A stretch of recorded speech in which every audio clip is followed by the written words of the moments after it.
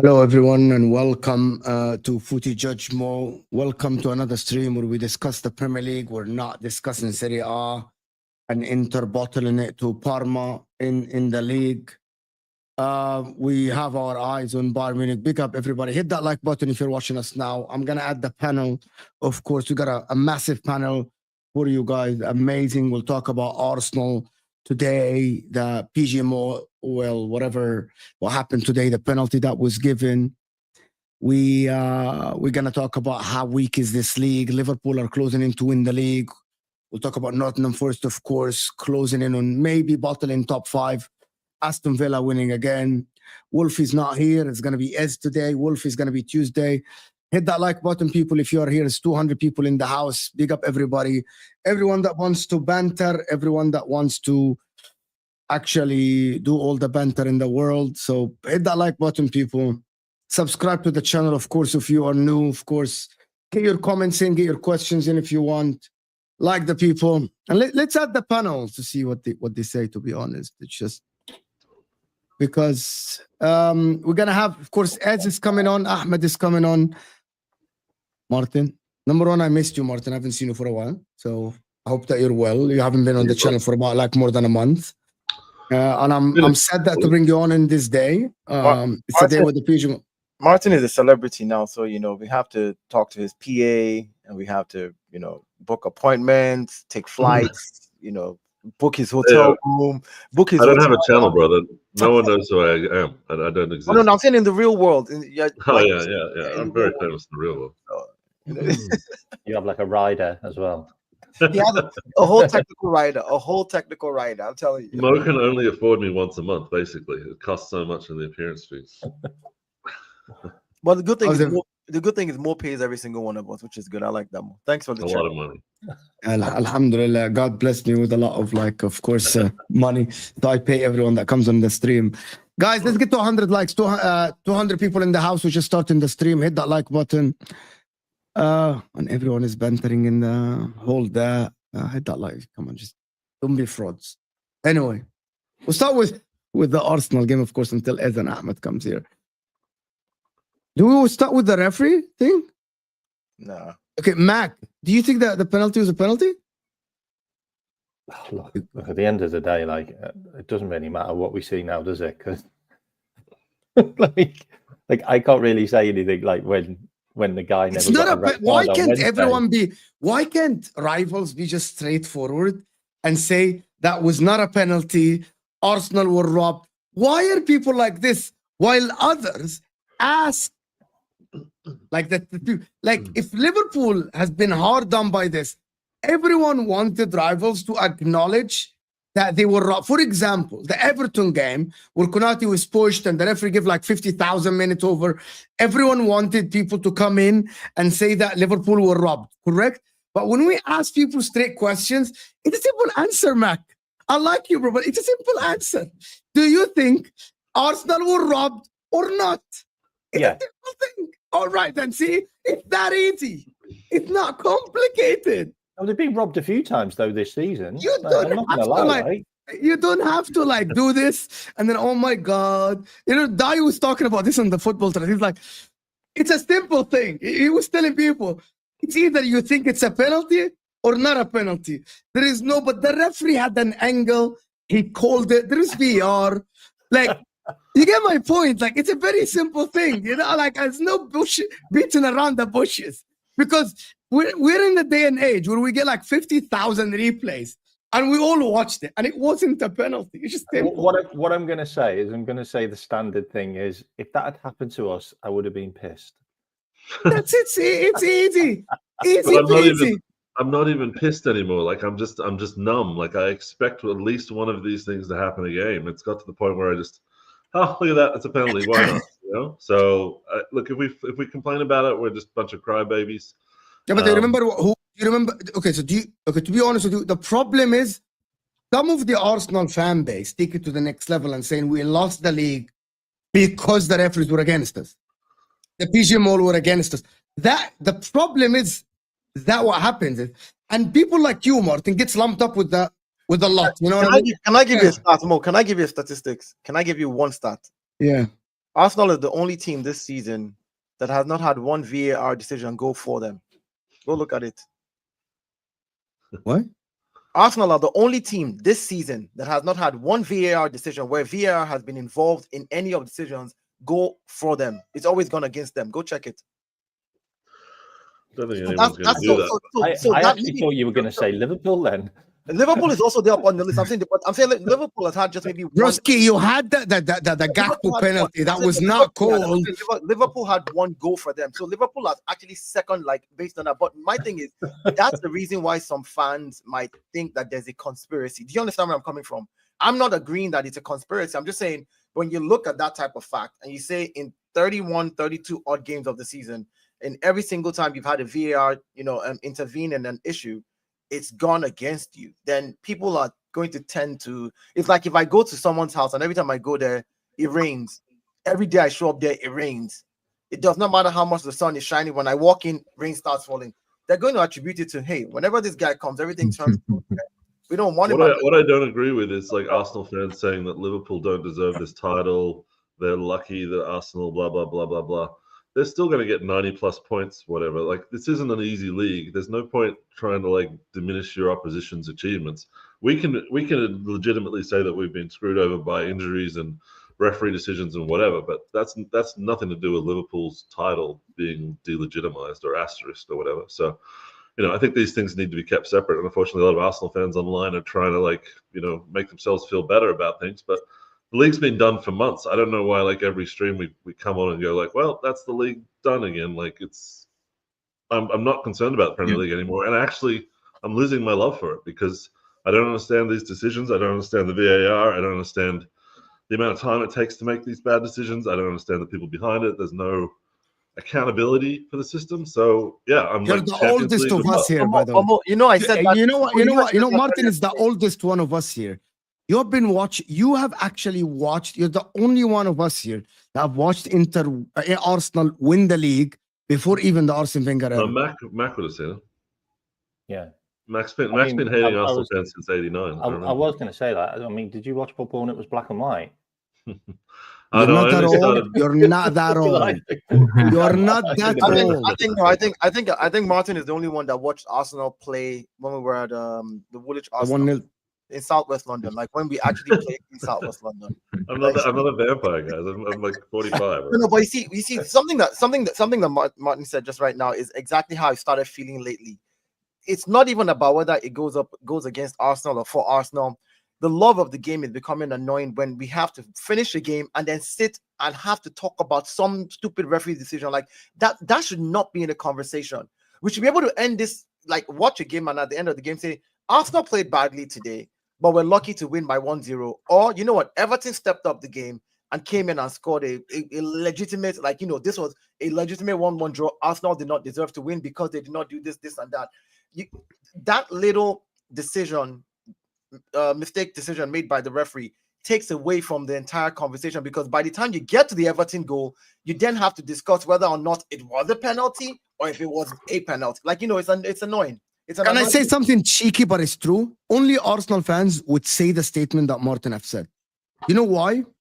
Because Arsenal have been not winning the league for 3 years, challenging.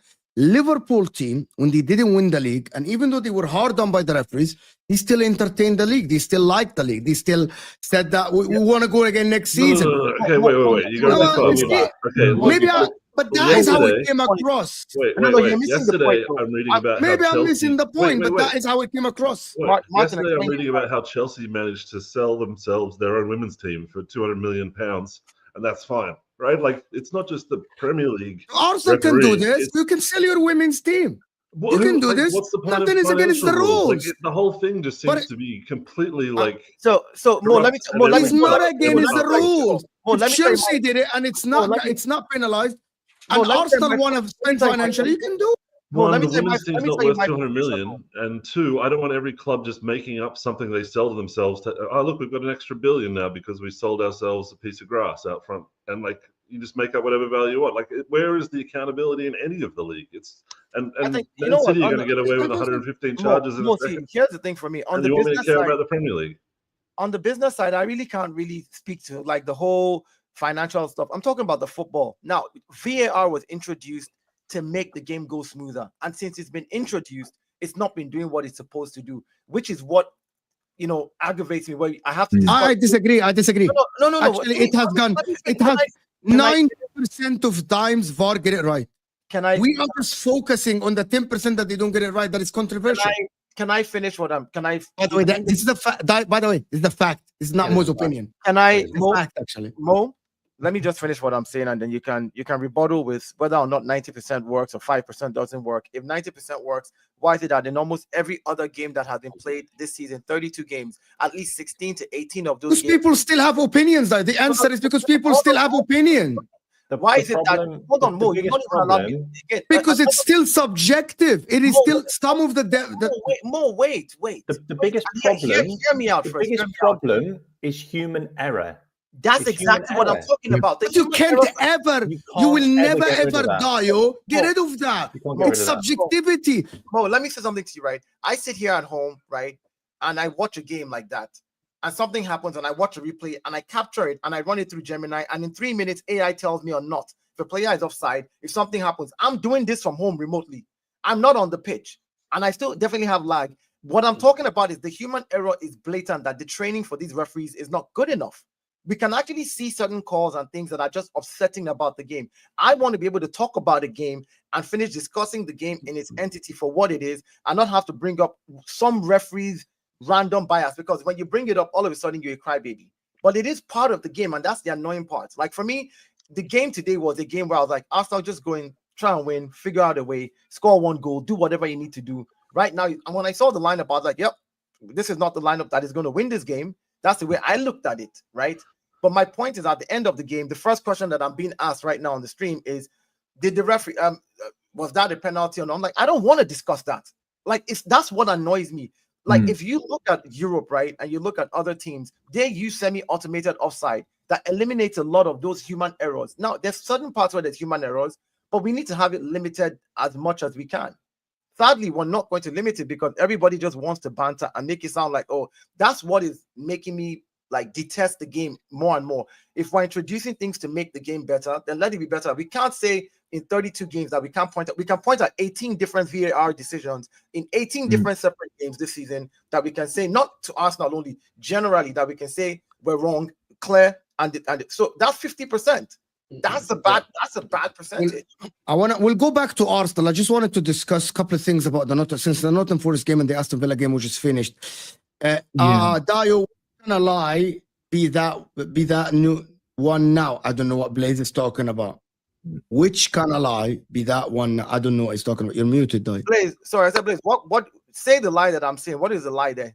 I'm saying that VAR is literally the technology itself is good. No. He's talking about you saying that Arsenal didn't have any VAR decision going their way. Yeah, this season. I said this season there's not been one VAR where VAR has intervened in an Arsenal game that it has gone Arsenal's way.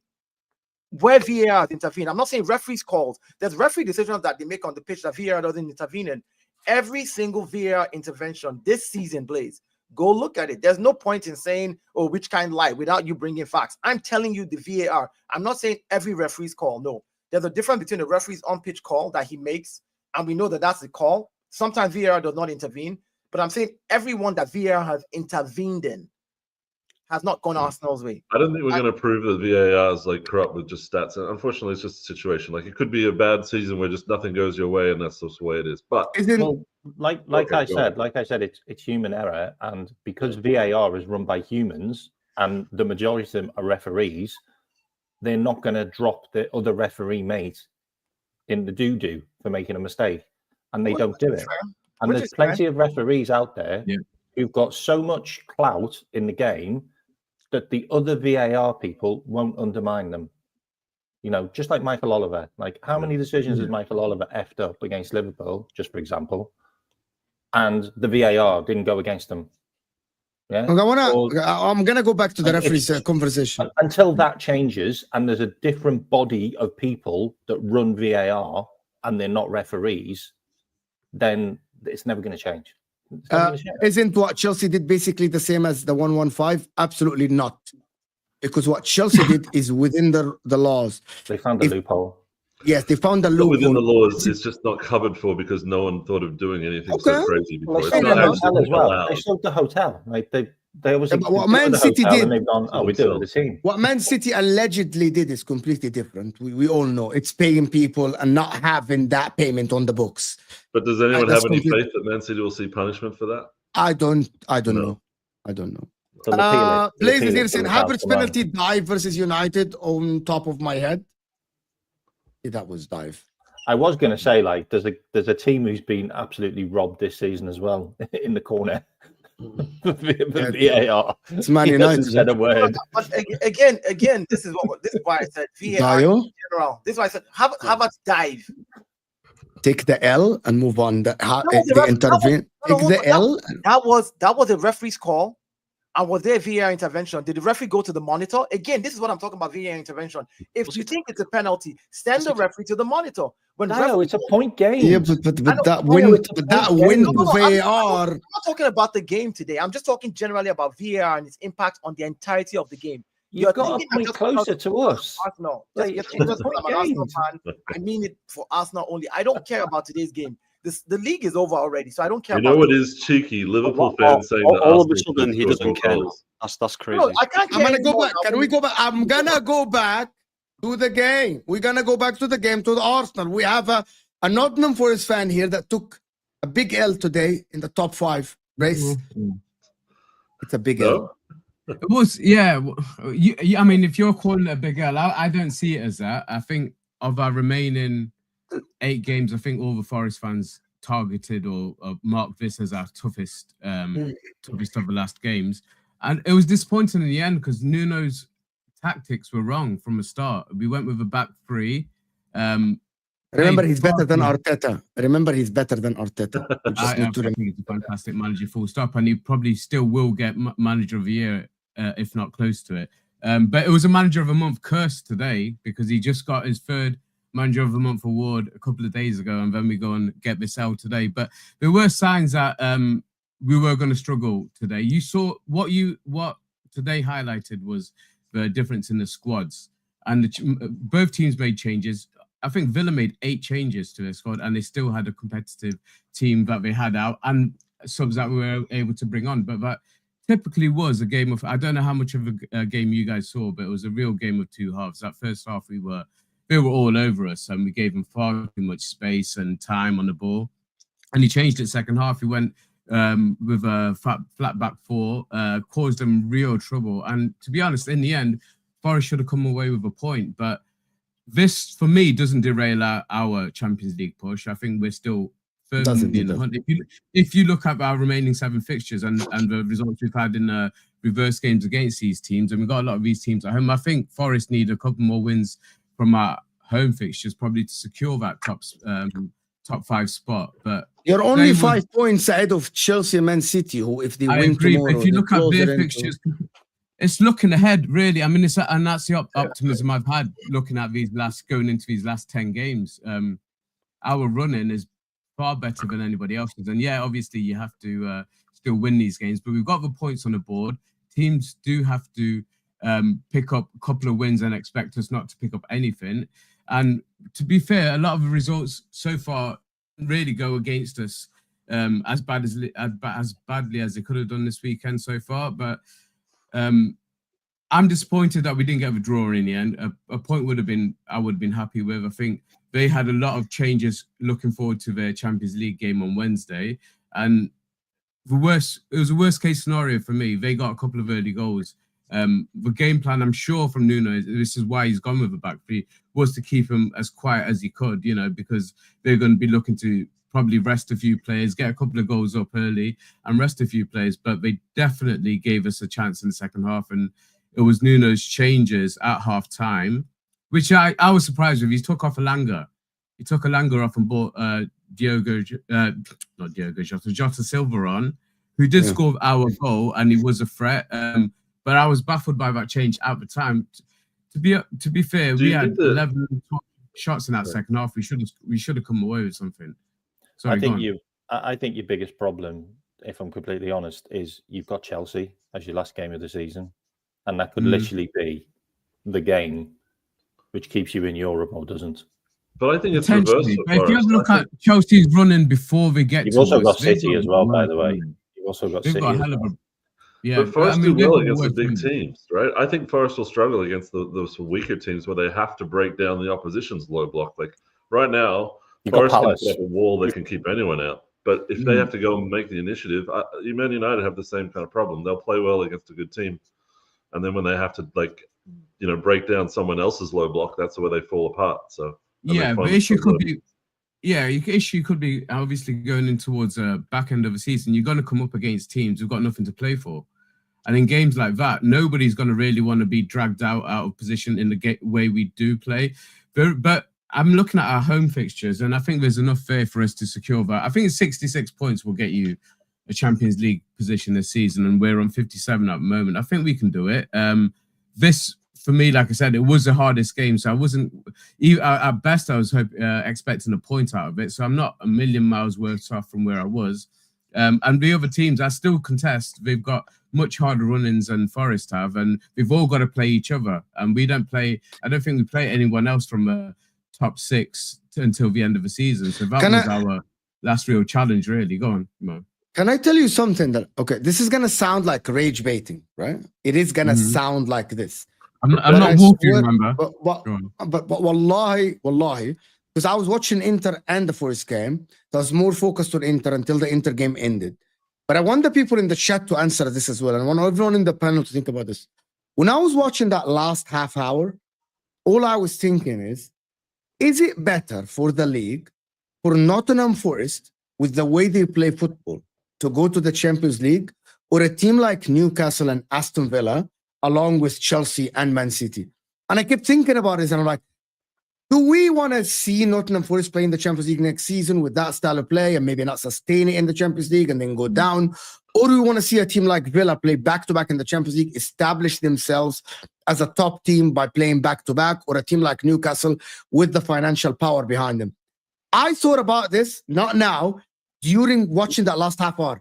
And the reason why I was thinking that is because of the amount of talent and the attraction that Aston Villa has. Like watching Rodgers, watching the Tillemans. You watch the Aston Villa game and they're full of international footballers. You get that difference. And they play an attractive brand of football. You watch Newcastle, full of international players. They play attractive brand of football sometimes, right? And you watch Nottingham Forest, it's a team that is set up very well by a genius coach this season that got the best out of every single drop of these players, that made them where they are now. You get my point? And I'm like, as a neutral, because I'm a neutral, do I want to see Aston Villa in the Champions League or Newcastle? Or do I want to see Nottingham Forest? Mo, do you remember a team called Dynamo? Do you remember a team called Dynamo Kiev? Yeah, the Ukrainian team. Yeah, what about that showed up from nowhere one year in the Champions League and just did a madness. Do you remember?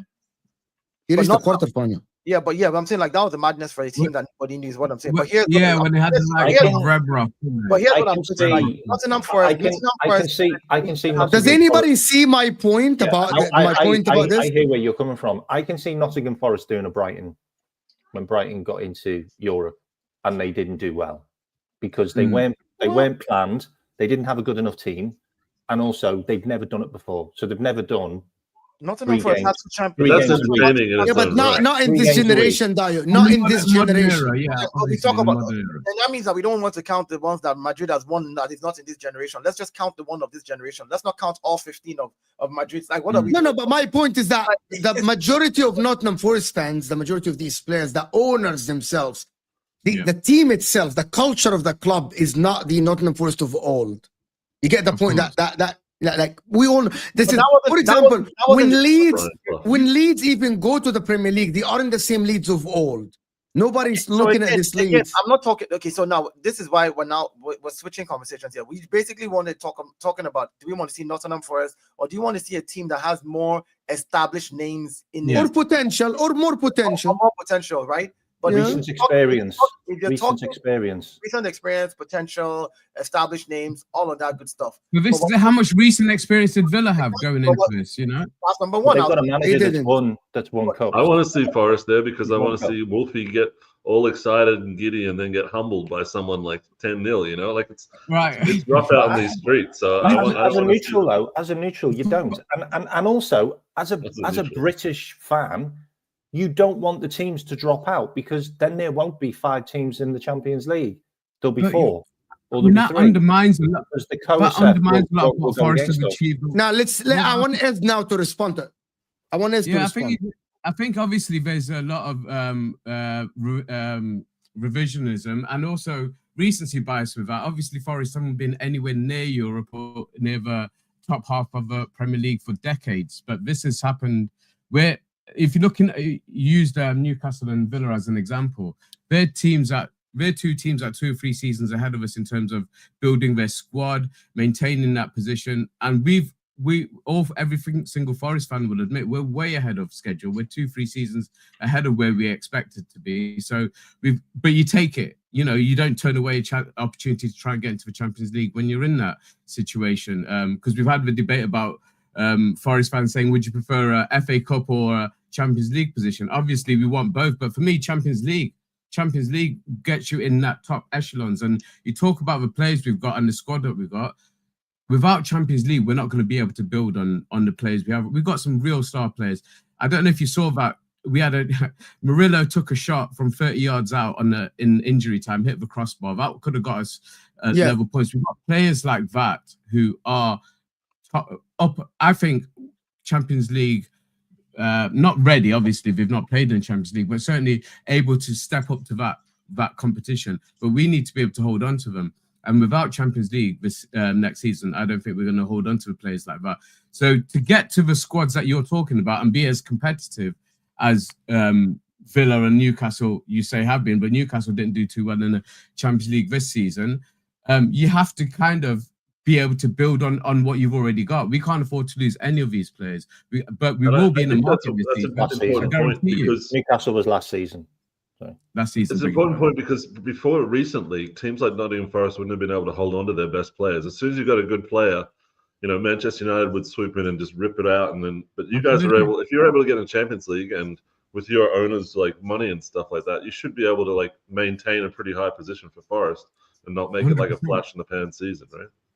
And the way he's got the best out. Guys have already said he's got the best out of the players that he's got. You bring better quality and you're going to get better quality results in different games. But Nuno switched it up even within game today. You know, he went from a back 3 to a back 4, back to a back 3 in the last 10, 15 minutes as well. So we have got different formations. We have got what we went into today's game was without a single striker. And that's the first place we're going to have to address in the summer. And everybody's after a striker. So we're in the same market as probably same players as you, but who do we attract? You know, we're not going to attract players above Arsenal, as most people are saying, because I think we're both in for Gyökeres.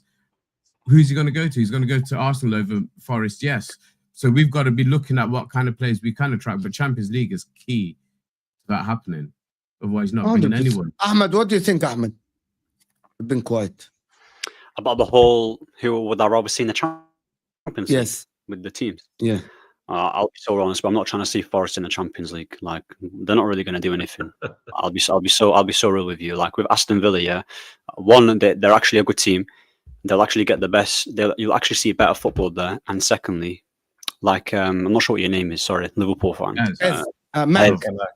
Mac. Yeah, I'm bad with names anyway. But yeah, the manager. Obviously, he's been European, like Nuno. Yeah, I've always said that with Nuno that he's having a good season with the players that he's got. He's got the best out of them. But bro, I think Champions League I think we're overdoing it a little bit. Like, well, I think it's a conversation actually we're going to have hopefully at the end of the season. I remember when Nuno, whether we stick with Nuno for a Champions. If Forest gets for Champions League, if you get Champions League and you sack this guy, you're literally doing him dirty.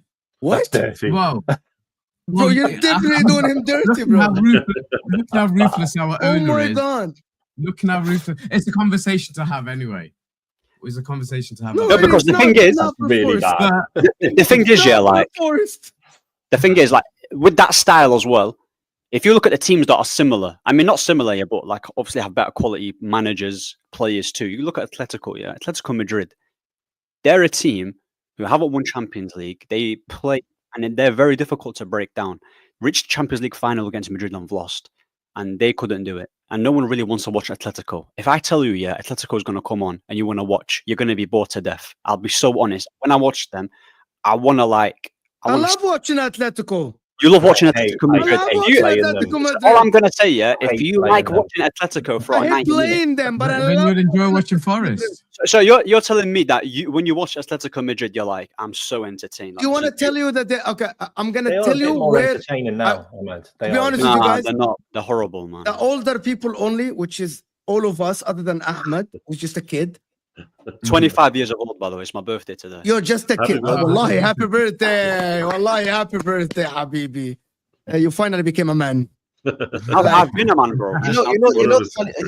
Mo, scientifically, right? Scientifically, the human brain does not fully develop until you're 25.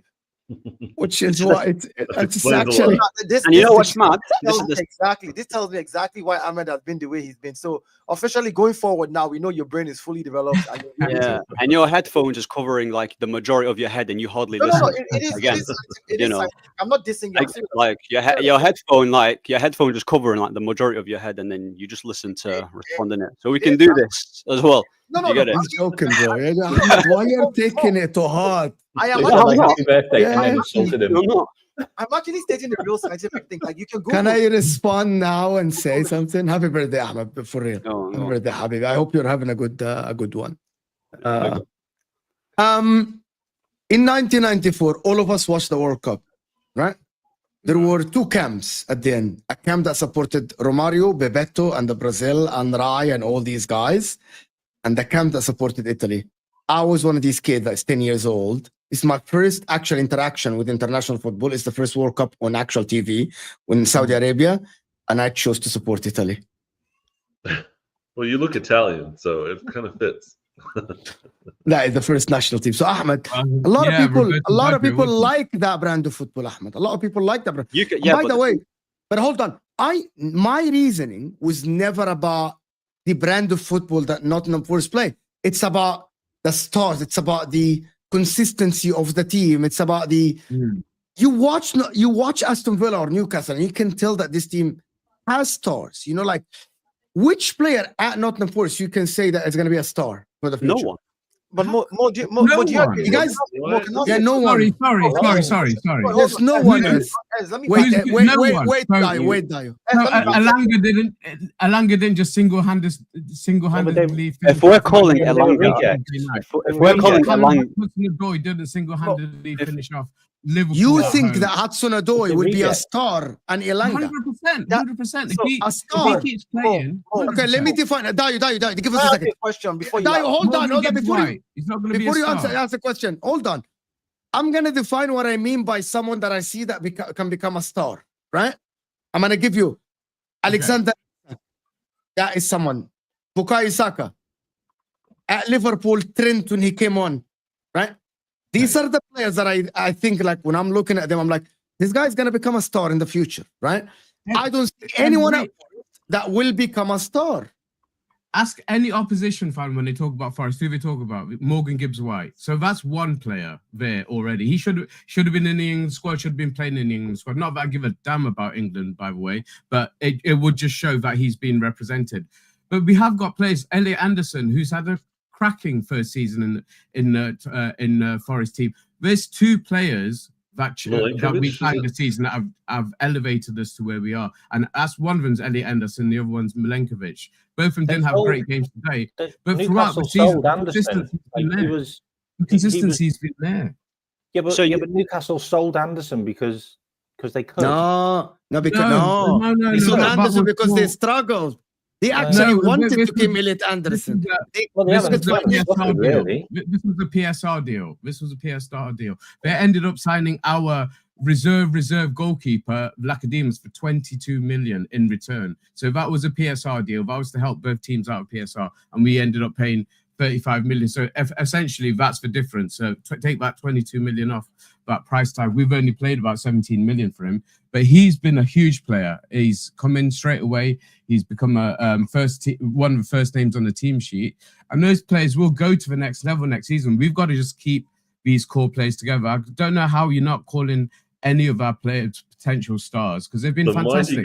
I would say at least 4 or 5 of these players will be in the Premier League team of the season, at least. Yeah, but the only thing I would agree with what he said, in Callum Hudson, Hudson-Odoi, let me ask you a question.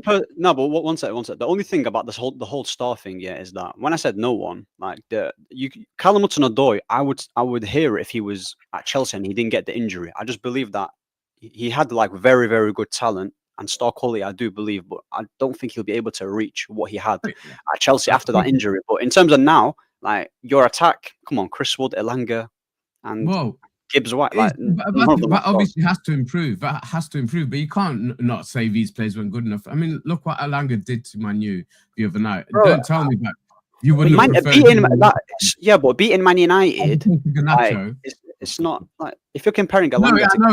It's not even a barrier anymore. But we gave Elanga that space, and look when Brighton played you. Look when you played against Aston Villa. They didn't give Elanga that space, and what did he do in them 2 games? Granted, but we have got other players around him. We're not a one-man team. We haven't had Chris Wood for the last 6-7 games scoring at all, and we've still managed to get goals and we still managed to pick up points. Today was one of those days. Like I said, I think it's probably our toughest game from now until the end of the season. But we got to just brush it off. We still should have come away with a point today. What we missed was a striker, because we definitely created chances. But second off, the amount of chances we wasted. I don't know if you've seen it, but watch our highlights. I mean, the positions we got into in that second half, and just a lack of hitting a target was absolutely horrendous. So that has to improve. But we do create chances, and Nuno's got more than one way of playing. We know the targeted way to let teams onto us, but when we have to go for it, we can go for it. And this is one of those games. We were 4-1 down to Newcastle at half-time. Almost should have got a point out of that game as well. So when we have gone behind against adversity, he has found a way to try and get back into the game. We just need that finishing touch. But we can add to it in the summer. My key thing is get over line, get those Champions League places, and then build in the summer, because you try and tell Marinakis he's not spending money this summer. I know we're going to have to compete against the big teams, but we're in a position to be able to do that. And I think the Forest project might appeal to some players who aren't on everyone's radar, but look at the players we signed from South America at the moment. I think that's where our targeting, we'll be focusing on in terms of improving the squad. And it gives us an opportunity to look at players that everybody else won't be looking at. Have you got PSR issues? Because you did last year. No, not anymore now. And we've actually ended up with a profit. He sold over 100 million worth of players, and so I think like we're like 12 million in credit now over this period. So he's got a budget. But you have been one of the Champions League money. Sorry, go on. But you have been one of the biggest spenders in the league, like for Absolutely. a couple of years. And we had to get to where we are now just to compete. To compete. So you got to bear in mind, guys. We had a massively depleted squad coming into the Premier League. Nottingham Forest are doing well because of rich owners. Is that what you're saying? 100%. But how much have they spent relative to like Chelsea or something, right? 100%. Like it's going to be like a fraction of the big boys spending. You've seen Ipswich spend money this season. You've seen Ipswich spend over 120 million, but they haven't spent it wisely enough. You know, we did spend nearly 200 million that first season, and we stayed up by the skin of our teeth. And the following season, even with a points deduction, so we've and everyone mocked you for that, right? Everyone said you bought 22 players and they're all crap, and that's not how you build a team. But you seem to have shown.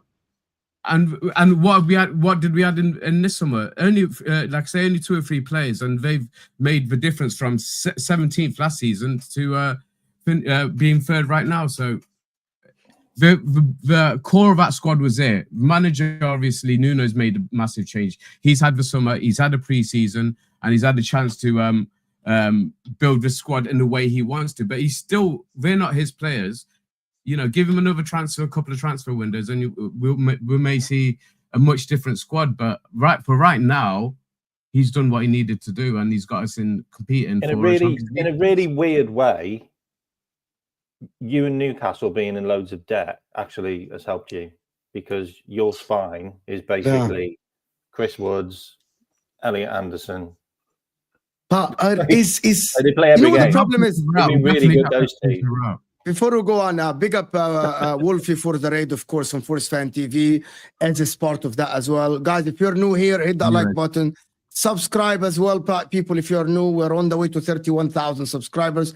So hit that like button, subscribe. And people are saying the wrong guy is getting cooked. We're actually not here cooking anyone. We're not trying to cook at all.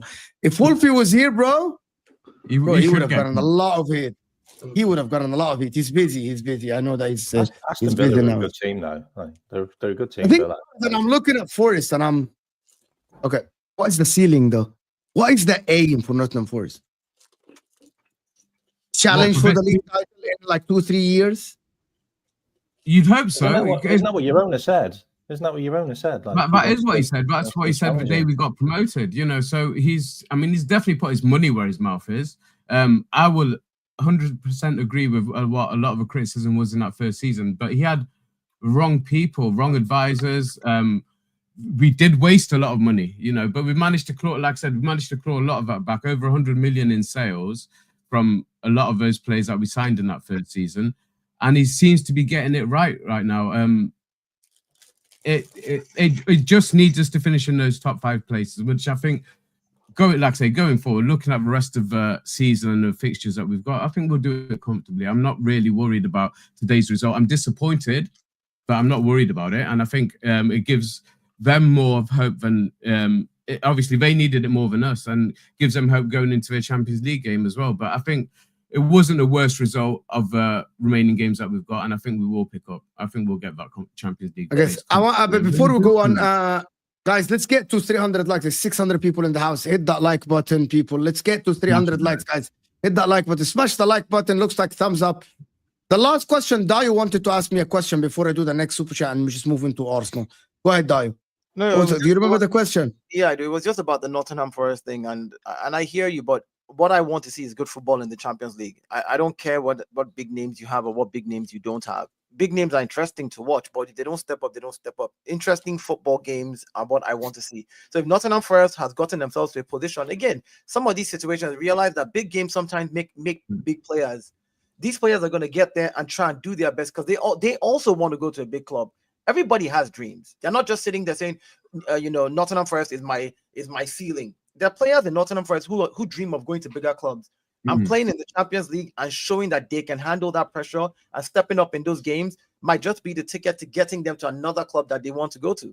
So why not? Why don't I want? Of course I want to see that. I think it's like a cat amongst the pigeons scenario. I'd love to see Forest there because one of my big rivals is not there because of it. And I would enjoy that greatly, watching them go to like Inter Milan and stink out the place and come away with like a 1-0 win away. That would be hilarious. I think if Nottingham Forest win against Inter, it's going to be the end of me on YouTube. Exactly. I think Wolfie will just finish me like for a whole hour. He'll just finish me, bro.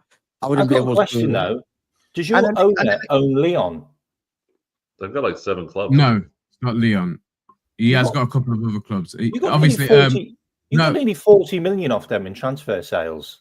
That sounds a bit suspicious. Yeah, I know, and they're struggling now. That was cracking deal. It looks like in this league, only Liverpool or Arsenal are the innocent teams.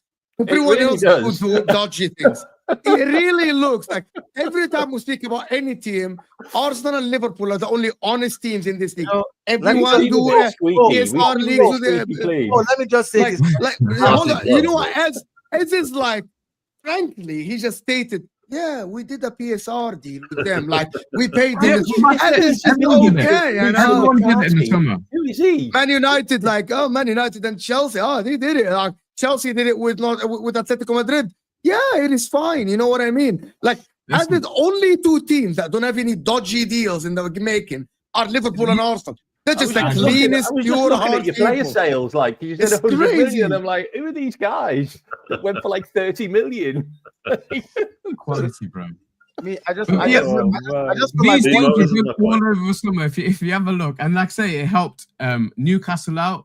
It obviously helped Forest out. Villa were in a similar situation.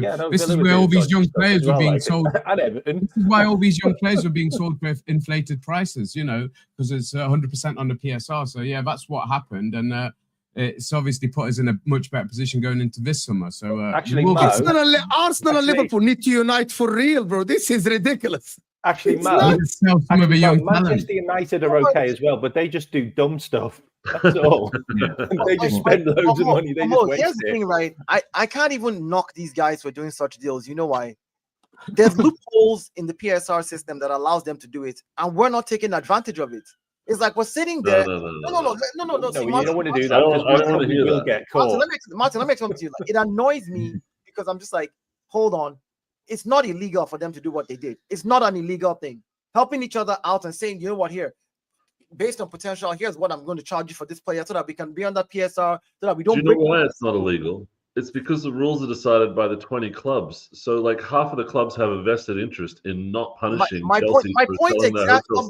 That's what I'm saying. They want to do it themselves. But it's not as if we haven't escaped PSR. We got points deductions last season, which could have literally sent us down. Because you couldn't do enough dodgy deals to avoid the points. Well, my point is, if the clubs decide this, like you said, Martin, then the point is Arsenal and Liverpool, just like Mo pointed out right now, in quotes, which I doubt. I think there are other clubs that are doing, clean deals. But let's just say Arsenal and Liverpool, for an example, then take advantage of it because everybody else is going to step up against you anyway. They're going to do it. But then you're creating a situation where the horse is bolted. There's no way of getting it back into the pin. They're not going to block that. The other clubs are going to vote against blocking that loophole, right? Because they need it. They're going to literally outvote us whenever we say, oh, this is a loophole. Can we block this loophole? All these other clubs, that you just said it, they run it. The clubs run it. They'll and it takes votes. So if more clubs votes to keep the loophole open, why aren't we using it? That's all I'm saying. Because there's an unlimited amount of loopholes that you can create because there's an unlimited amount of ways to cheat the system. Because it's not like a real life scenario where it's like illegal and legal. It's like everything's legal until the 20 clubs decide that it shouldn't be allowed. And in no sport in the world are the clubs, are the participants allowed to decide their own rules. Every other sport is like the racing association, blah, blah, blah. There's nothing to do with the participants. But this is the scenario we're in. And it's what's made Premier League so good. But it's an open-ended book now. You could do anything you want. But this is also the way sport is run. Like you look at Formula One. Everybody needs to get an advantage on the other team. And there's so many teams that haven't got the advantage of having a big stadium, a huge fan base, like a multi-billion-pound like industry where everyone's, marketing and we're sponsored by this club and that club and this making that. But they have a salary cap. And so you've got these other teams that are just trying to compete and they're finding ways of being able to get more money in by doing other things. But it's a great example because they limit the spending, they limit the wind tunnel time, they do all this stuff to make sure that the big teams are catchable for Formula One. But it's within a rule structure. We'll have to move on. We've got to move on from this conversation and just anyway. It's a really good conversation, by the way, Mo. Like it's actually a good conversation as well. People don't have it enough. There's a whole summer to have these conversations. Yeah, that's a fair point. No, we've got the Club World Cup, the new Super League. I'm not watching this. $1 billion. Oh, by the way, I watched. By the way, just by the side, I watched that Madrid game today, and I was just like, no way they let Valencia come back at the last minute. And but that's what we're gonna talk about. The invincible Real Madrid are gonna come to the Emirates and destroy Arsenal. But let me do this super chat. Before we go on this super chat. When you say VAR should intervene, others laughed when Klopp raised the issue where he thought it was more important that it was the right decision and did not need to be clear and convincing error. You're absolutely right, because Klopp said that we need to just have the right decision. Who cares if they intervene? VAR. We see VAR disagreeing with the referee and not trying to embarrass them, basically. Most of the time. Yeah, but because they don't want the referees to look bad, to be honest. Yeah. That's basically what it is. Because they're their mates. They're their mates. Yeah, I hear you. They are. Guys, before we go on, sorry, just a quick one while we're back on the VAR subject. Did I hear correctly that they're bringing in the automated offside rule next week? That was supposed to be at the beginning of this season, and it was supposed to be October, and then it was supposed to be December, and then it was supposed to be March. And here is it. We're April now, and it's not here yet. So I never like. There'll be another supposed to be. It will be another supposed to be coming next week or something like this. Guys, before we go on, guys, the like button is right there underneath. Let's get to 300 likes. We still have about like over 550 people here. To be honest with you, I don't want to talk about the VAR thing. I want to talk about the Arsenal performance today. And is that an indication for how Arsenal will play against Madrid? Absolutely not. Absolutely not. But people are having a meltdown about this. Why are you laughing again? Can you step in the light? It's like your hair is black, your shirt is black, the whole room is black. We can't see anything. See me now? Yeah, we see you now. United fan in a cave, basically. Bro, you're literally sitting in a cave, bro, and then like in a cave with my 3 champions. Why are you laughing? Did you see the Real Madrid game? Honest. I actually watched the Madrid game, yeah. Do you think they are very strong then? I think they had about 4 chances that they missed today, and then they just got hit in a counter-attack by Valencia. Mbappe had a chance. Vinny missed a penalty. The subs when they came on, Endrick had a chance. Like even when they lost today, Valencia didn't really create that many opportunities. They just killed them. One was from a corner. The other one was just on the counter. So even though they lost, why can Valencia, let's agree that Valencia are much weaker than Arsenal, can do this away from home at the Bernabeu, and Arsenal can do this at home at the Emirates, by the way. I can also spin it and say that because Madrid lost to a weaker team than Arsenal, but Arsenal couldn't even break down an Everton team with Tarkowski and. No, but have you watched the Everton game with Arsenal? Have you watched Have you watched the body language of the Arsenal players and body language? Were you convinced that Arsenal wanted to win this game, or they didn't care? And also, if you want to talk about, they didn't have their main players. I mean, Saka still came on in the second half. Odegaard still came on in the second half. And even their last time that they played against Everton, they drew 0-0 with their full squad, with their full team pretty much, barring a couple injuries to a few players. So they actually dropped points to Everton twice. One with a full team, one with a second string team, and they still brought players on. So with Madrid, they lost, but bro, if you think that they can contain all the volume of shots that Mbappe is going to be taking and Vinny's relentless, bro, I just saw Skelly couldn't handle Jack Harrison. You think he's going to... come on, bro. He couldn't handle Jack Harrison. You think he's going to handle Rodrigo and Vinicius? Yeah. Mo said it himself that Skelly defensively is a worry. I would love to see it. I mean, like, I'd love to see it. I'd love to see Arsenal, actually go for it. Because if they go for it... bro. Madrid losing is also, and one more thing as well. Madrid losing, and also Madrid losing. Just like how Mo said, do you think that this Arsenal team that we saw against Everton is going to turn up against Madrid? You can say the same thing about the Madrid team that turned up against Valencia, because they're going to be like, you know what? And we're going to take our chance, and we're going to make sure, because Rodrigo came on in the 60th minute. He didn't start today. Camavinga also didn't start. So they rested like a couple of players, and they still, even with their second string team, still created enough opportunities to have won that game.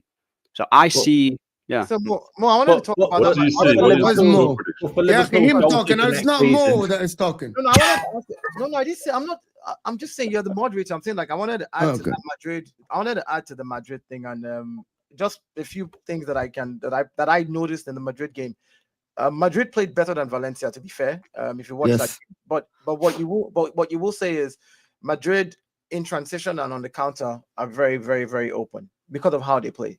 Like, and again, there's little things that you can look at. Valencia today beat Madrid for the first time in 17 years at the Bernabeu. So all this noise that you're making about, oh yeah, today Valencia played without their main strikers. If you didn't know that, go check. Valencia did not come there with their Madrid full- didn't play without Rodrigo. No, hold on. I'm coming. Madrid started with Mbappe, Vinny, and I'm talking about Valencia, who has never beaten Madrid in 17 years, coming to the Bernabeu without their main strikers and their main forwards, playing with their second string players, being able to do what they did to Madrid. So Madrid is not infallible. They are beatable. The point is, can Arsenal step up? Wait, we don't have. Okay, now Saka is back. Martinelli looks like he's firing. Can we at least do something in transition? Because those are the only two people I'm looking at. Defensively, I think that if we defend the way we've always defended, compact, Gabriel or no Gabriel, I think we can contain them. As long as we don't go. You think you can contain Madrid? Let me finish what I'm saying. When you're speaking, I did not interrupt you. I was quiet all through. Yeah. I did not say a word when you were speaking. I was very quiet. I allowed you to speak and say your Yeah, opinion. because you agreed with me. That's why. No. That's why. You can't assume I agreed because I was quiet. I was being civil to let you finish speaking and saying what you wanted to say. So let me finish. That's how it works. Yeah. So Yeah, it doesn't mean I agree with you. If we defend in phases and in blocks, I think we can contain them as long as we don't go man for man, one-on-one, right? Because one-on-one, that's where the issues are going to be. If you go one-on-one with a player, if we don't double up, which means our wingers are going to do a lot of work. Saka and Martinelli will have to drop back a lot, help in that midfield area, help sometimes in defense, and try to be fast on the counter. Because Madrid on the counter, boom. If Courtois is not fit for this game again at the Emirates, and they have their third string goalkeeper that they had today, because apparently I hear that Lumin is also injured, and they're hoping that he's also well.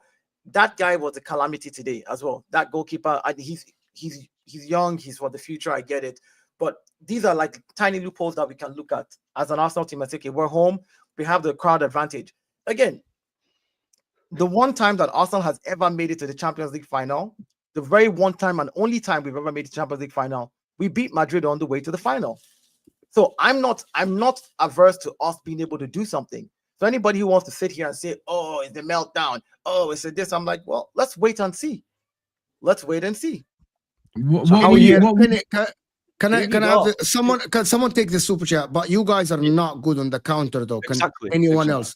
Who have you got if you beat Madrid? Who have you got if you beat Madrid afterwards?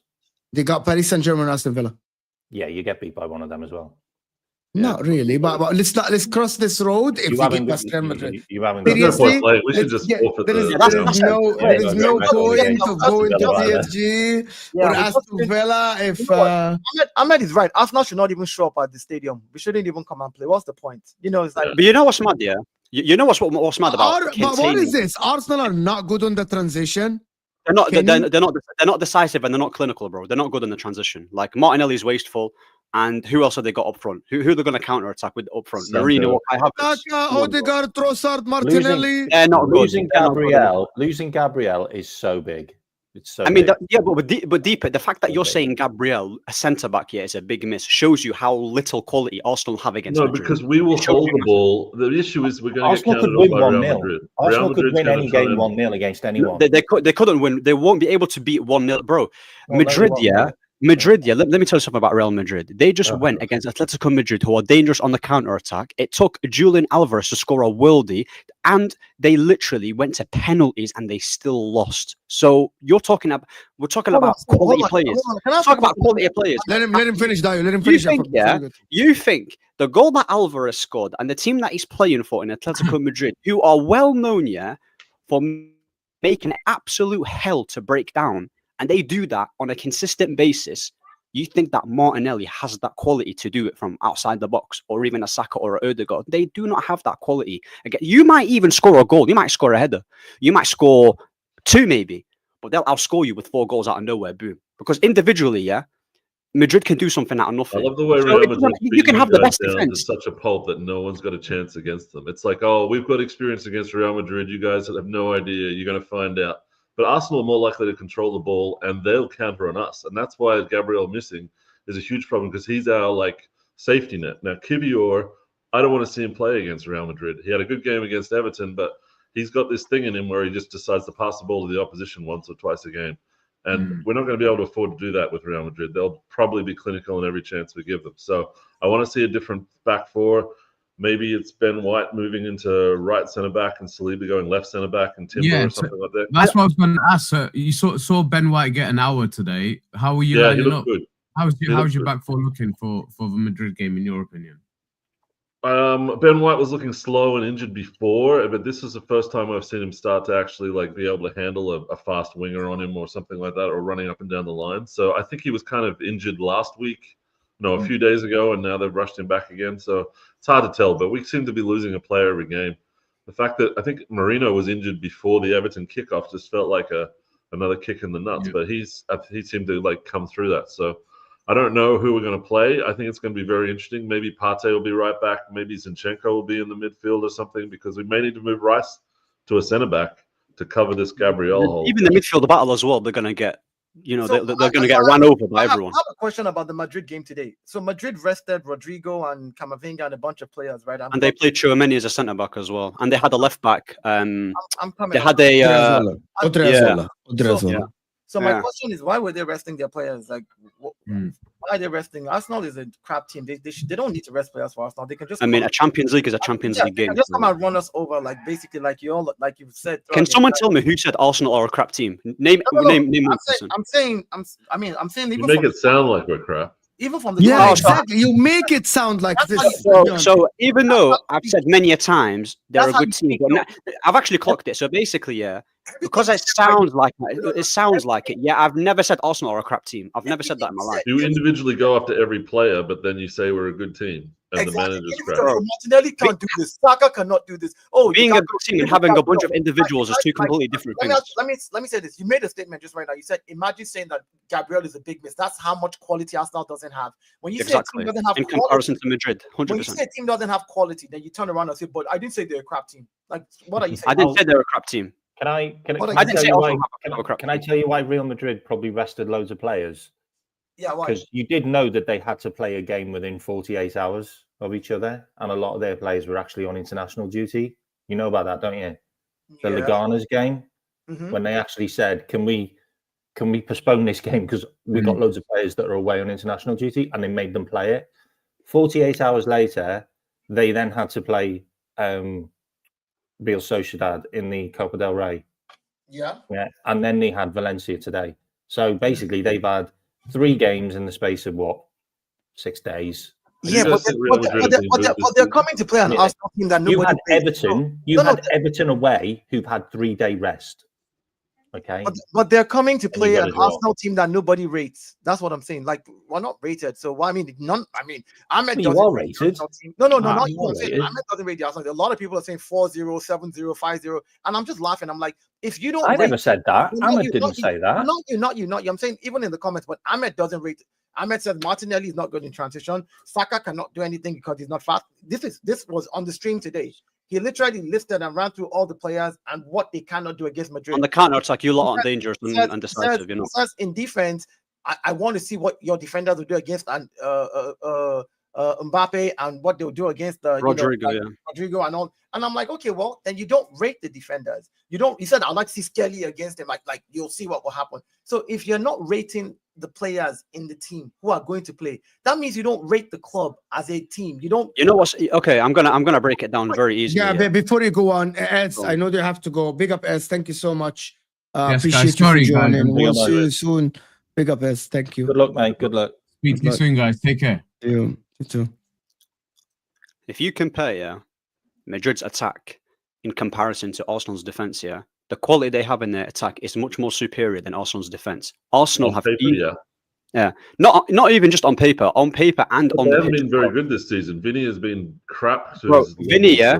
Mbappe Vinny, is- I mean, Vinny was last game, I think it was, I don't know what team it was against, but he was the reason why they got to a final. Now they're facing Barca. He did an outside the foot pass to Endrick, and he also cooked a player, rainbow flicked both of them, and he also created by running past 2 players and his dribbling, and he literally created a chance for Bellingham. So Rodrigo, individuality, yeah, individuality in terms of the attack. Arsenal can't chat to Madrid in the attack.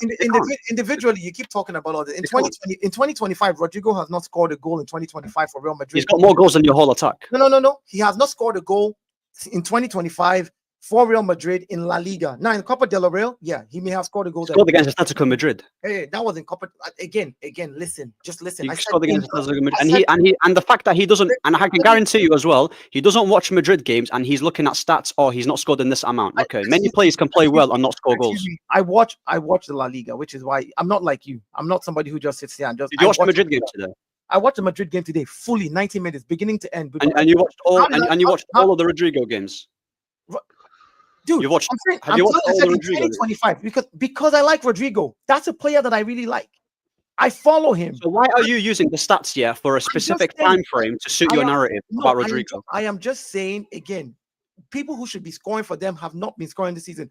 Vinny just scored his 3rd goal. I'm not looking at no stats. I'm telling you what I watched. Vinny just scored his 3rd goal in 2025. I'm saying they need that. Vinny missed the penalty today. And still scored. So hear me out. It's crazy to me the amount of fans that seem to watch Real Madrid like it's their second team. Like it's no one's saying. I hate Real Madrid. I'd love Real Madrid to get beat. Like seriously. I watch. Well, yeah, but that makes sense, bro. Because obviously what they did to you in Liverpool, that's understandable. Like, but at the end of the day, yeah, you can hate Madrid all you want, and you can not rate them, yeah, as a team, but you cannot say and come to this and doubt their individuals, bro. Like. That's it. Like doubting Real Madrid. It just sounds like you don't think you've got a chance to win. No, I'm actually being objective here. How are you going to beat them? Like, how you? I would love to know. Like, because even if you park the bus against them, they'll eventually break it down because they faced Atletico Madrid enough times to know what a low block team is. If you hit them on the break, they'll also outscore you. So, like, let me ask you. I want to ask a question for Real.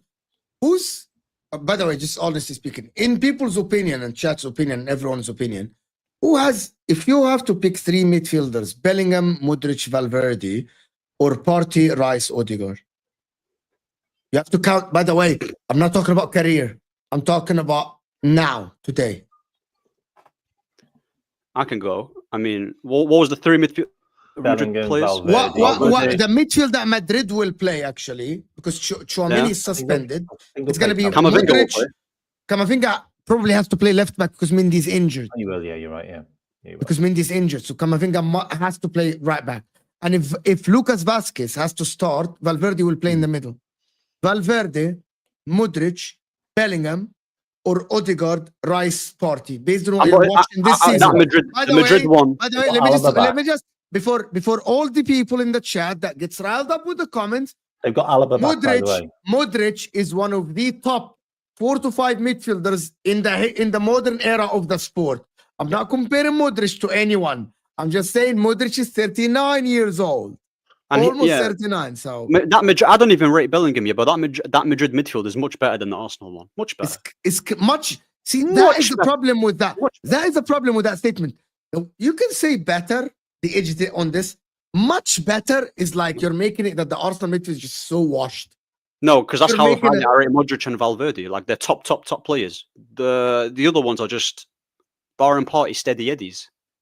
That's it. I don't think that there's any case for any Arsenal fans to be better than their Real Madrid counterparts. The only reason why I think we have a chance is because we will set up in a way which will frustrate them and find their weaknesses, and that's where the manager earns his keep. If we don't play in a certain way where we're dominating the ball and we're pushing them back into their box, I'm going to be pretty disappointed because this is what we're supposed to do now. Like we don't have a team of superstars. We've just got a team that plays well together, and that seems to cancel out the lack of individual brilliance that we have. So do you think Lucas Vazquez would not start for Arsenal? He's not great. He's not good. Mendy and Odriozola would not start a left back for Arsenal. They wouldn't. Mendy's very good, isn't he? Mendy's not anymore. You talk to Arsenal, to Real Madrid fans to tell you anything about me. Do you know that Mendy over the past 3 years have crossed 2 crosses? He's on his way out, Mendy. Yeah. In the centre back, okay, let's say Courtois is injured. Who's better, Raya or Madrid goalkeeper? Lunen's a good goalie. Lunen's a better goalie. Lunin is injured. Lunin is injured as well. So that's exactly. So Raya's a better goalkeeper. Okay. Saliba, to be honest, Saliba, Asensio or Rudiger? I'll pick Saliba. Let's just Rudiger's a better centre back. Rudiger is good. I'll pick Saliba, maybe. Rudiger is okay, let's say it's a 50-50. Yeah, let's say 60-40, whatever you guys agree. In the attack side, there is no comparison, right? It's Mbappe, Vinny, and Rodrigo. There is no. I would say maybe Rodrigo versus Saka, but Saka has been injured for like 4 months, so we cannot pick Saka. Rodrigo has been playing consistently for Real Madrid. No, I think Saka's even better than Rodrigo now. Not Rodrigo's now. not been great lately. No, he's not. That is. He's not. No, Saka is better than Rodrigo now. No, he's not. Sorry. There isn't a single thing. I'm a Liverpool fan, like, you know. By the way, I didn't say it. By the way, it's a Liverpool fan that said it. You guys can find it out. No, I didn't say it. But the problem is Mbappe and Vinny. Saka's your game winner. And also, by the way, in the midfield, by the way, physicality wise, with all due respect, Declan Rice and Thomas Partey. Thomas Partey and Declan Rice are superior physically over that midfield. Rice doesn't get into that reserve team, bro. Like, yeah, Rice physically. Why doesn't he? Why don't you listen? Why is he not listening? Camavinga's got physicality. Yeah, Ahmed. Wallahi, Ahmed. No. Valverde. Wallahi, I said physically. Wallahi, I said. Listen, bro. It's football. It's not weightlifting. Listen to this. Yeah, Habibi, it's part of the game. Listen. Camavinga has physicality, Valverde has physicality, and so does Tchouaméni has got physicality. Yeah, and they've also got on-the-ball quality as well. Camavinga's probably not going to play in midfield. Yeah, Ahmed, wallahi, I am talking about the people that are going to play. Camavinga has to play left back, and Tchouaméni is suspended. Okay, Modric and Valverde goes in then. You were talking to me that Modric can keep up with Odegaard. Yes, because they'll be able to keep the ball. They'll be able to keep the ball. Modric will be able to keep the ball ticking. So Rice can run around. Ahmed is concerned. Arsenal should not. Rice can run around, all he wants. He won't be able to touch the midfield. There's no point. I feel like Ceballos is going to play in midfield for one. And you're factoring in that Arda Guller's on the bench as well. So there you go.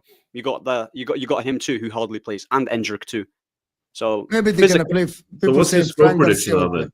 What's your score prediction, Ahmed, for Arsenal at the Emirates? At the Emirates, we're not talking aggregate. One step at a time. Bro, Madrid will win 3-1. 3-1 at the Emirates. Yeah. When is the last time you saw Arsenal get scored on by 3 goals in the Emirates? I can tell you, by the way. I can tell you the exact game.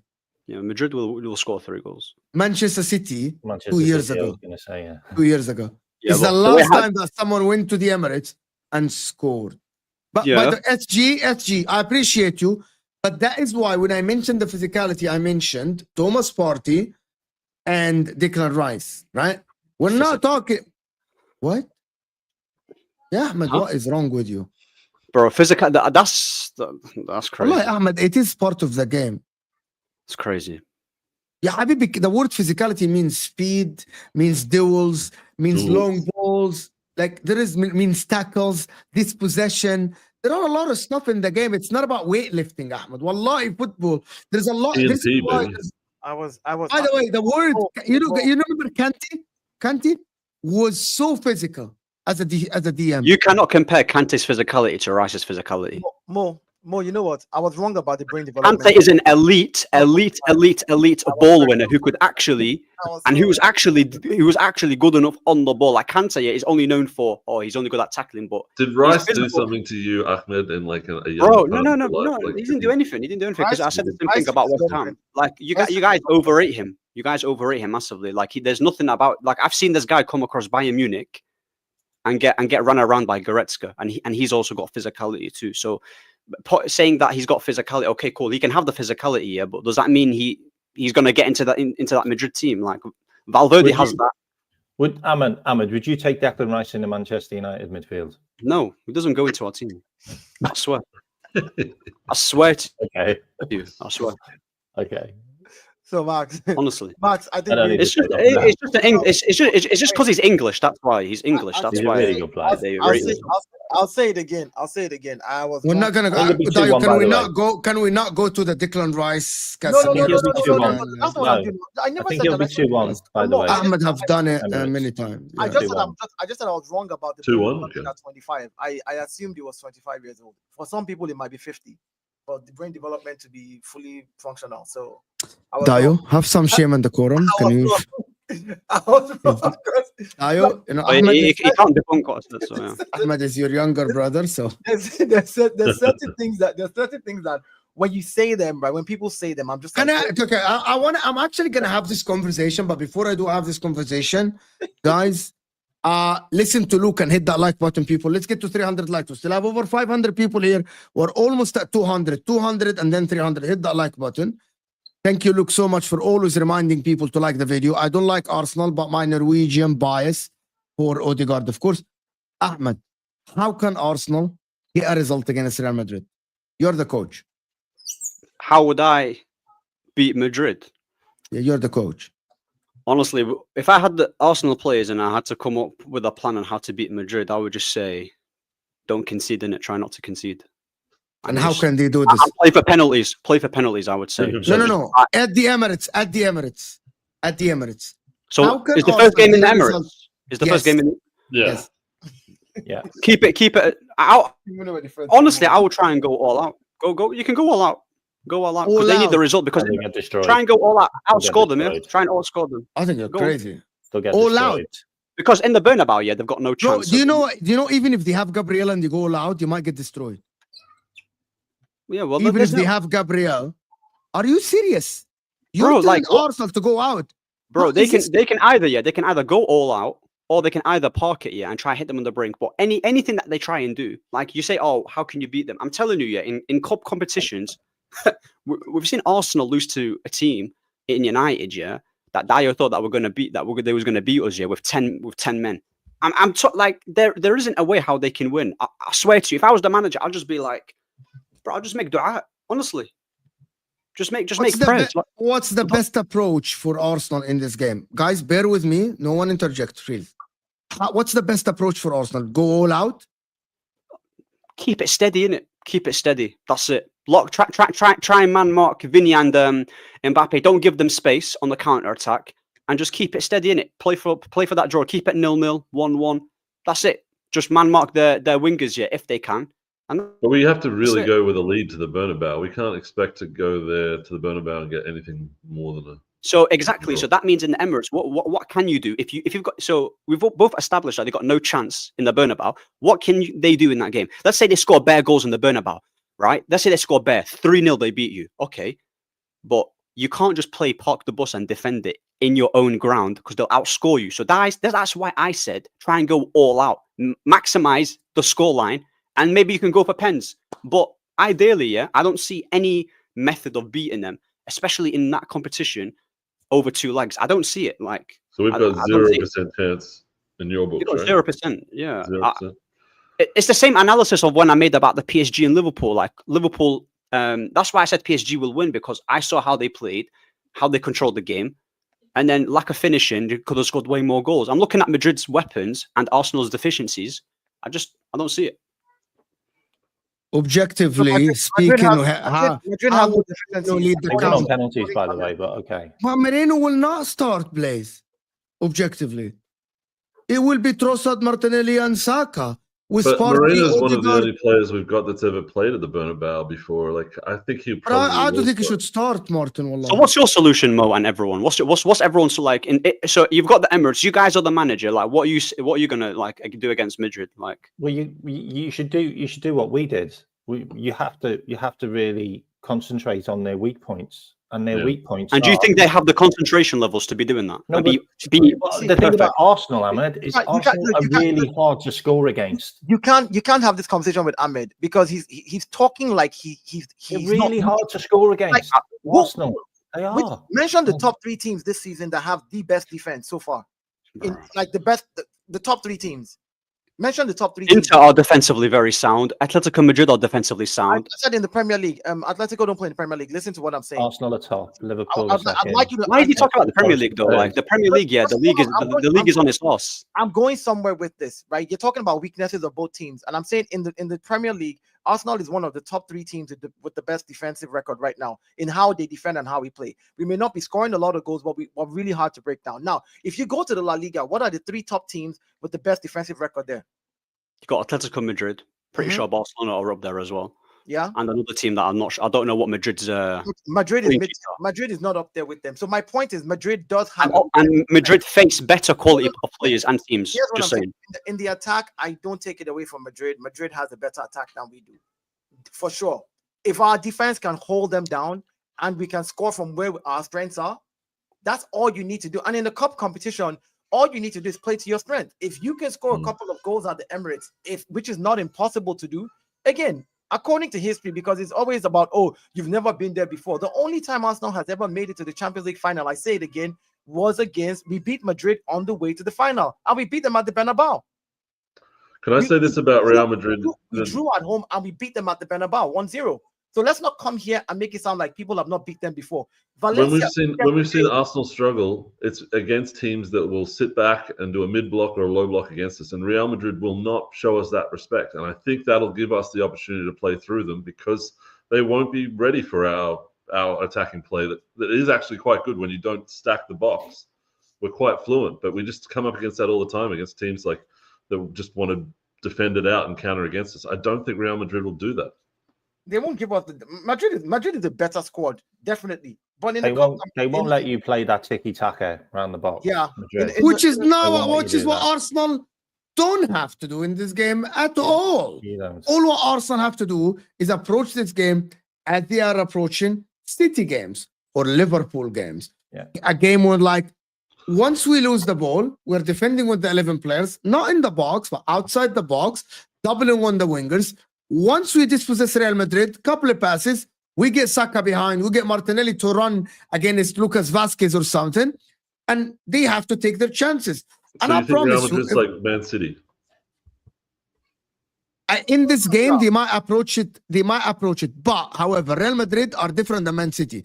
Real Madrid are not as naive as Man City. Ancelotti is not as naive as Pep Guardiola. They don't care about possession. Yes, they don't. But Real Madrid will commit about 7 players forward every time they attack. They commit one of the fullbacks up along with all the midfielders. That's going to give us opportunity. Today, do you know who had a bigger chance of equalizing for Madrid in the tail ends of the game? Do you know who was one-on-one with the goalkeeper? And the keeper had to make a save. Rudiger. That's how much they committed to the front. This was not from a set piece. This was from a counter. Madrid had the ball, countered, and hit Valencia on the counter. And it was Rudiger. I know, Mamadashvili was amazing. Yeah. That's okay. So he's coming to Liverpool next season. I saw that guy is 6'6", massive goalie, man. The guy today he made some crazy saves as monster. Well. You know, and that's all you need in those type of games. You need those moments. Your keeper can step up for you, players can step up for you, defend when you need to defend as a unit, go forward when you need to go forward as a unit, frustrate them, break up the play. Just make sure you don't get a red card and play to your strength. If you can't put the ball in the back of the net from open play, win as many corners as possible that you're good at, and make sure you put 2 out of the 11 that you get in the net. That's all. Also, the reason why we gave Bayern Munich a chance is because we had a mix-up with Gabriel and Raya. We passed the ball to Sane on the halfway line with no defense. Like if we cut out those like gifted goals, then we will definitely beat them with a chance. Because that's the way I don't want to go out, is by giving. That's a really good point someone just put in the chat. I'd also be really worried about the referees in Madrid. So that's going to be their I don't really care much for refereeing. Like my thing is just the refereeing for them. They just need to do what they need to do as regards to like how we play against them. Sadly, you know, like we don't have all our best players, and some of their players are also not going to be there. But at the end of the day, it's a game of football. It's a game of 11 men versus 11 men. You just need to come in there, frustrate the other team, break up the play. Don't allow Madrid play their free-flowing game. Tackle them every time you get a chance. Stay close to your players. Double up on them. You know, they're not going to play a low block. Madrid is going to attack. So there'll be spaces in behind them. If Saka can't score from open play and Martinelli can't get in behind and score, win those corners. get a penalty. You don't even sound confident because all of your points is it has. No one is confident. That's what you don't understand. No, but all of his points. Ahmed, can I just explain to you one thing? I have never seen one Arsenal fan that is logical that sat here and said we are favorites against Real Madrid. Everyone is saying we can beat them.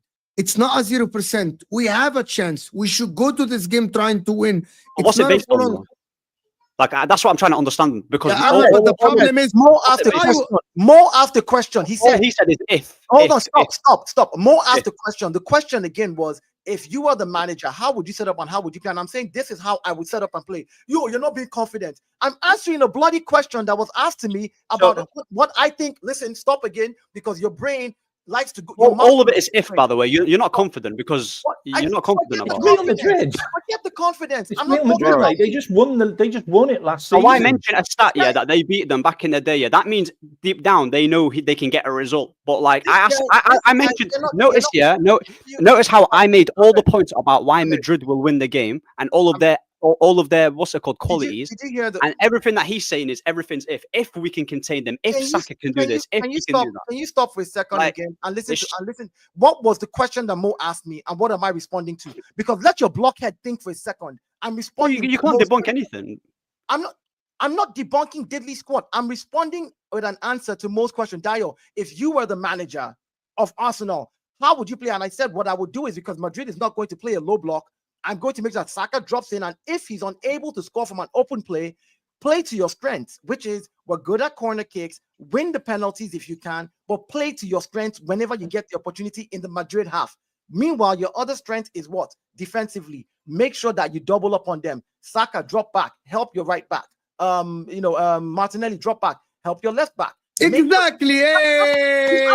Strategy is, and I'm giving strategy. And you said you're not confident. What has confidence got to do with me responding to how I? But no one is confident. No one plays against Real Madrid that is confident. Let me hold on. Okay, Mac.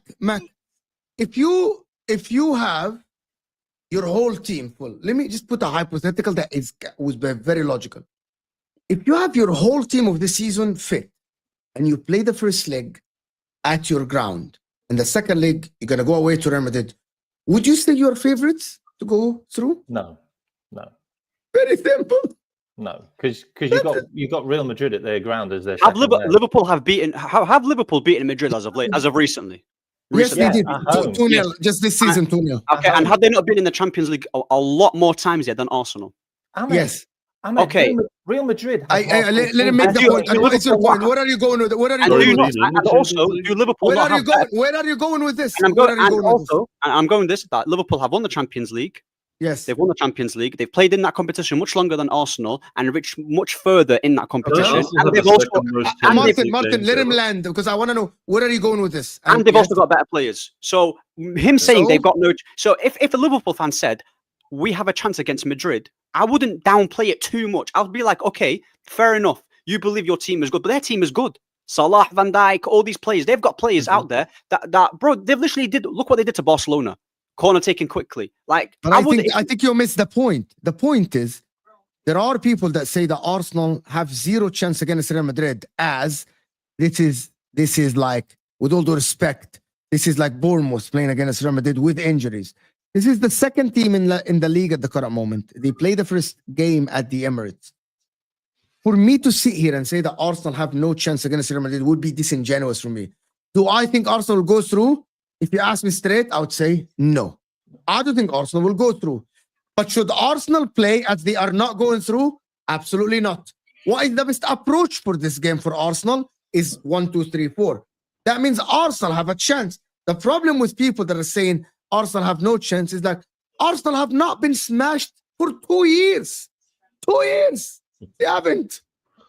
So why this game would be different? For our downfall, because they haven't. The word smashed can be. The word smashed can be interpreted in different things. Yeah, when you say smash, I'm not saying that Madrid are going to win 6-0 or 7-0. I don't think Real Madrid will have plenty of chances in this game. Not at the Emirates. I don't think so. Not at the Emirates. I don't think at the Emirates, Arsenal would open up to the point that Real Madrid will have, bro, me and you here. If Arsenal approach the game the way I see Arteta, I'm going to put a statement out, and I want people to Very clip this pragmatic. or remind me. If Arteta set up the same way I think, Martin thinks, Dio thinks, Mac thinks, the Arteta will set up with approaching this game in a more pragmatic way, like he approaches big games, and try to make his team double on the wingers, I don't think Real Madrid will have more than 1.5 xg to 2x. Hold on, to 2 xg maximum, which might actually be a 0 goal. There's plenty of teams that have 2 xg and have 0 goals because the goalkeeper comes clutch, or 1 xg. Do I believe that Arsenal will have chances in this game? Yes. Because on the counter-attack, Arsenal will have Saka, will have Martinelli quick. And I believe, with the people that say, I slag that, I believe that this is the game that Odegaard might play a couple of good passes that people say, maybe that is the moment you rise up. I don't have full faith on Odegaard, right? But Odegaard is not crap. As people say, he's not crap. He's not, with all due respect, Odegaard is not a championship player, right? At the end. Like, at some point, Odegaard will have to create a couple of chances. Do I think Arsenal are favorites, even in this game? No, I don't. I don't think they are favorites. But there is a way to approach games. That's why we're here. It's football debate. Ways to approach the games. Football debate. Arne Slot went to Paris and defended for freaking 90 minutes. And got 1-0. We were shit. I just don't want it to be because of personnel, because like we're missing Gabriel, and like I feel like if he selects QBR, I might be like, that's the end of the road for you. Stupid. We've done this with Gabriel's Holding. We did this huge. with QBR last year. We know that we can't rely on certain players, and I just don't want to see him like giving them that kind of weak link in our defense to attack. It's just going to be hard to watch. Like I don't Real Madrid give up chances, by the way. Watch Real Madrid in games. They give up big chances. Yeah. Like they do rely on their defenders and their goalkeeper a lot. But yeah, I still think Arsenal will lose this one, but only by maybe 1, like maybe 2-1. It'll be a good game. I don't think they're going to give up chances easily, because I watched the game like over 2 legs for Atletico, right? Yeah. And it literally took an Alvarez screamer. They were defensively on point. Madrid can defend well in Champions League. Against Valencia, they weren't good defensively yet, but they're not going to play like that in a competition year where Carlo Ancelotti, their fan base is on their neck, by the way, Carlo. It's on their neck. So that's going to... Yeah, go on. Yeah, go ahead, finish the point, because I want to make another point, because this is like... I want to talk about Liverpool, Mo. And also, like in Argentina versus France in the World Cup. You haven't played yet. You know that. You haven't played yet. You play tomorrow. You know that, right? It says Liverpool won a weak league. I want to talk on that. I'm going to tell you about the weak league. I'm going to tell you about the week league. The problem is we had 2 hours argument on MHF, and Tom joined, Sad joined, Staffy joined about the week league. And I made this. But I want to actually make a point. But AMT, thank you, AMT. For this guy says Arsenal 0% chance. Why argue with him? Because this is what football debates are about. They're football debates. Guys, 6 likes away from 200. We're not staying for long. I actually have something to say, actually. On the flip side, if Ben White is fit, Timber's fit, and Saka's back, I actually think that if Arteta loses this game at the Emirates, he should hold some stick. Because this is Arsenal Football Club, 2nd team in the league. If we lose at the Emirates, the tie is over. So, yeah, it's... But I mean, he should be criticized heavily, by the way. I'm going to explain, because depending you on can't the circumstances, the context of how we lose, yeah. Yes, of course. If you get okay, I get your point. If you get dominated, but my point is Arteta in this game, because you call yourself a big team, right? I know that you're playing against a bigger team, but Gabriel is injured, but you don't have a striker who nobody rates. I don't think that because of these 2 absentees, Arsenal should accept a loss.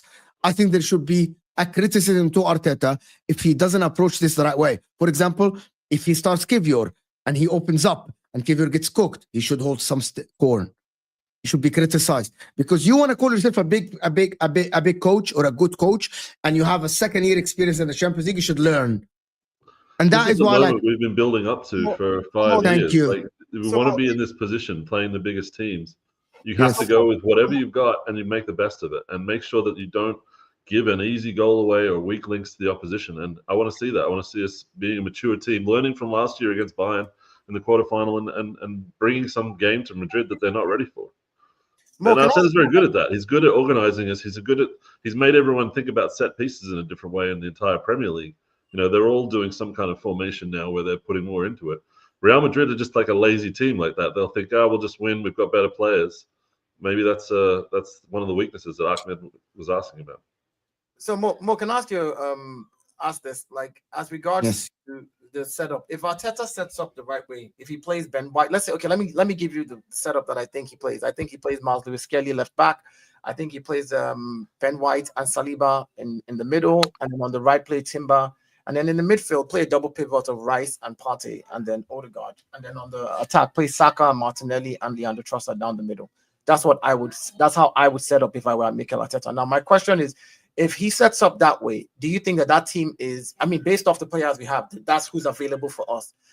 Yeah. If those players do not perform on the pitch, why should Arteta hold the stick? If he sets up that way and he tells them exactly what we're saying, which is, double up on players, defend, and when you get the chance, running at the back and finish. Like if these players get there, have an open goal, and do the nonsense that they do. Yeah, Martin already answered this. He says, like, for example, if Arteta sits up like this, and for example, a corner and Saliba, it hits his head and it goes to the goal kick, and you miss like 2 chances, like, okay, I'm not going to say like Arteta's fault. It's not.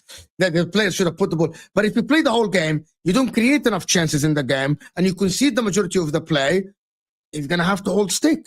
Don't get a player sent off. Don't give away a penalty.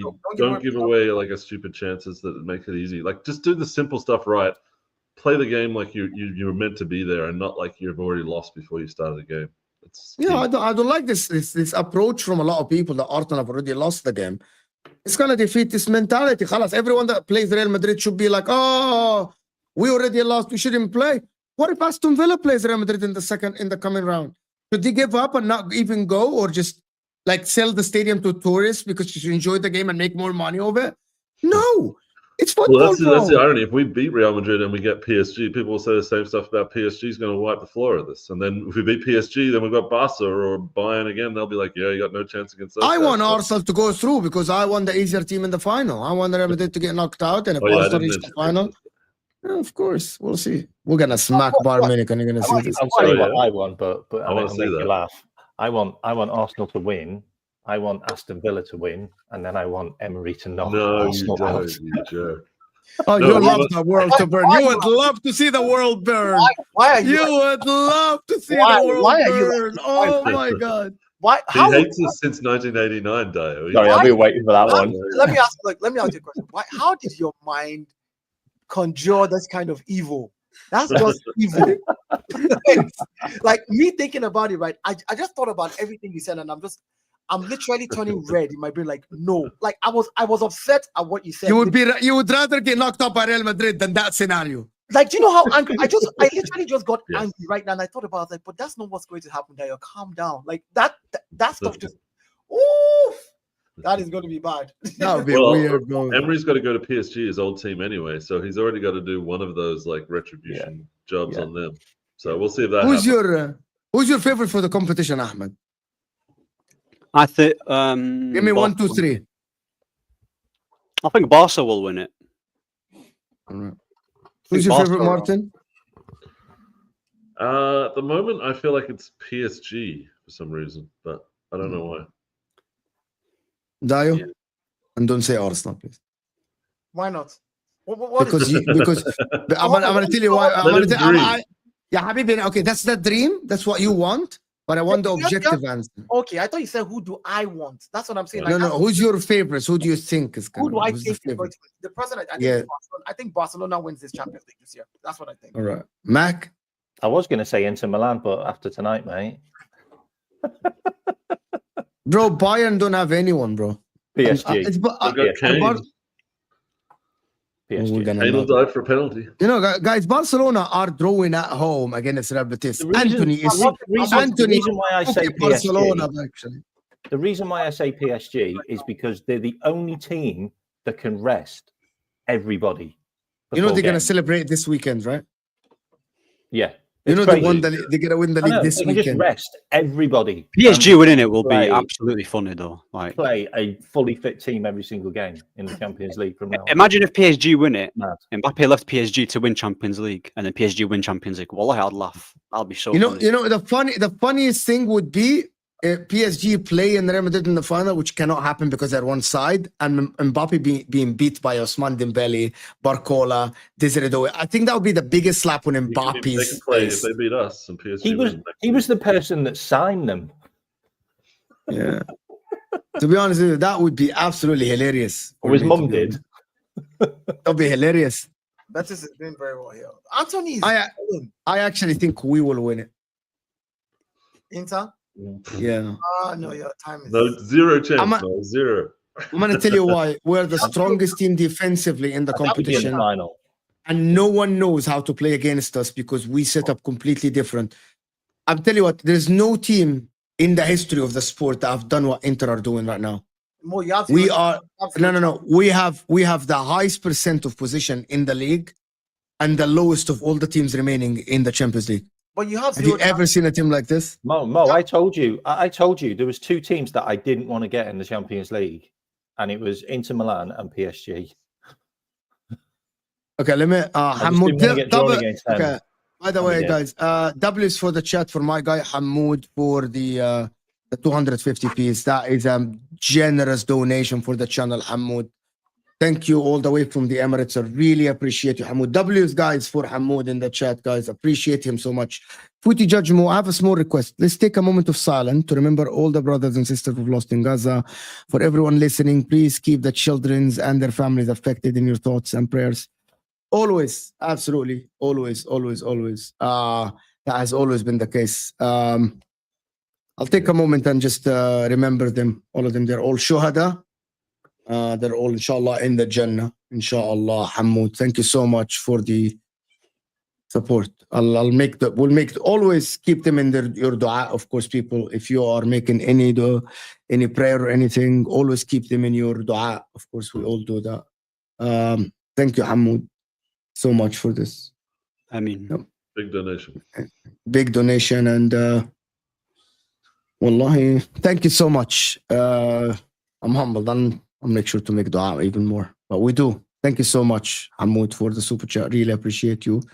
We're free Palestine here. We all know that.